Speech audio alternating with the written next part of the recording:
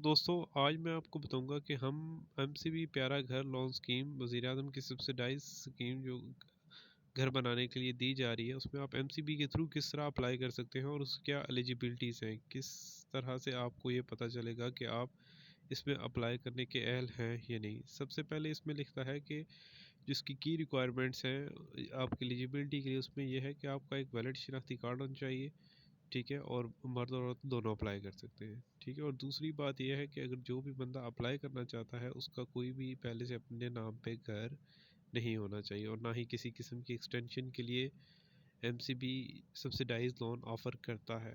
और दूसरी बात यह है कि सब्सिडाइज लोन वो लोन है जिस पे हुकूमत हमें सब्सिडी दे रही है, कम मार्कअप पे दे रही है।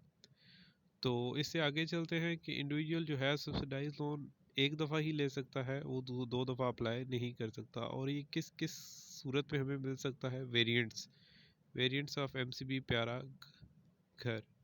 इसमें है कि आप होम परचेज़ कर सकते हैं, प्लॉट परचेज़ कर सकते हैं, होम घर की कंस्ट्रक्शन कर सकते हैं, ठीक है, और एक्सटेंशन भी कर सकते हैं as per the guideline given by the MCB प्यारा होम, ठीक है। एसपीपी ने रिस्ट्रिक्टेड कर दिया है एलिजिबल साइज़, ठीक है। टायर 1, टायर 2, टायर 3 है। नेपटा प्रोजेक्ट्स की हाउसिंग यूनिट में जो है आप 150 स्क्वायर यार्ड्स अप टू 5 मरला कवर्ड एरिया इसमें जो होगा वो 850 स्क्वायर फीट होगा, ठीक है। नॉन नॉन नेपटा में आ जाते हैं तो उसमें आपका 150 स्क्वायर फुट यार्ड और 5 मरलास अप टू, इसका भी वही है, ठीक है। नॉन नेपटा प्रोजेक्ट्स इसमें आपके अपार्टमेंट्स 150 स्क्वायर फुट होंगे, ठीक है। यार्ड अप टू 250 यार्ड्स, 10 मरला में ले सकते हैं आप, ठीक है। और इसकी जो आपका कवर्ड एरिया होगा वो 852, जो आप बिल्डिंग बनाएंगे वो 1100 तक होनी चाहिए। हाउसिंग यूनिट अप टू 5 मरला area square 850 square foot 1100 square foot will be covered under the tyre 3 में उसे कवर किया जाएगा। अब सबसे बड़ा सवाल ये दोस्तों होता है कि ये किन लोगों को मिल रहा है लोन, ठीक है। और ये वो लोग एलिजिबल हैं जिन्होंने, जो सैलरीड पर्सन है 2 साल से वो सैलरी ले रहे हैं और उनकी सैलरी 30,000 है। कम से कम जो सर्विस है उसकी वो 2 साल होनी चाहिए।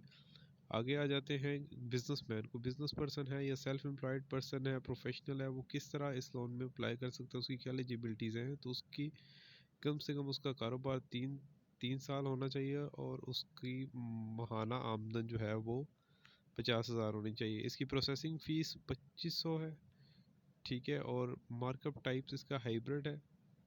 For first 10 years floating rate होगा, फर्स्ट 5 ईयर इसका सॉरी 10 ईयर्स फिक्स्ड होगा, सब्सिडाइज होगा। आगे 11 to 20 जो है फ्लोटिंग होगा, जो मार्केट रेट होगा।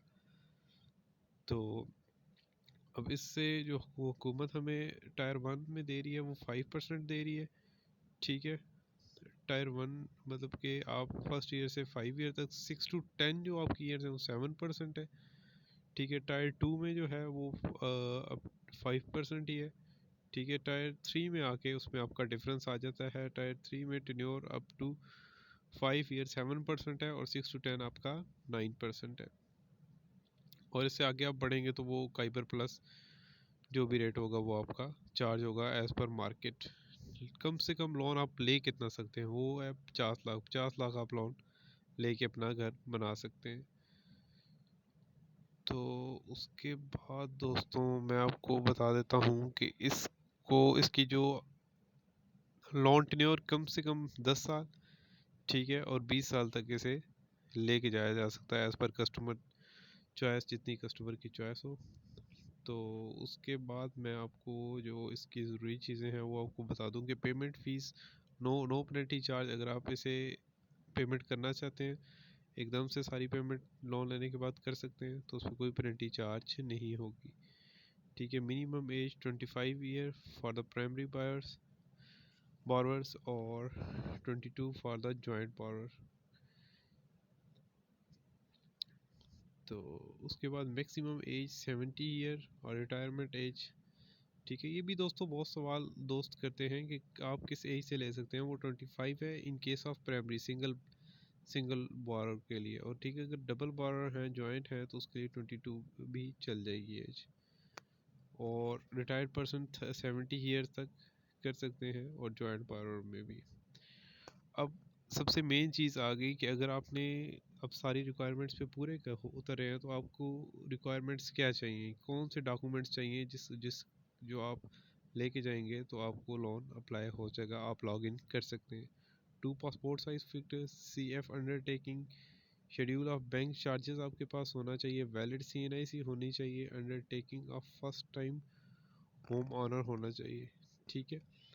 और फोटोग्राफ, कंप्लीट चेन, ये तमाम डॉक्यूमेंट्स जो इस पे मेंशन किए हैं। सैलरी स्लिप है अगर आपकी, तो वो 3 मंथ्स की सैलरी स्लिप होना चाहिए। 1 year bank statement reflecting monthly salaries, क्या आपकी 1 साल की स्टेटमेंट हो जो आपकी मंथली सैलरीज को अप्लाई कर सकता है। ये है सैलरीड पर्सन के लिए।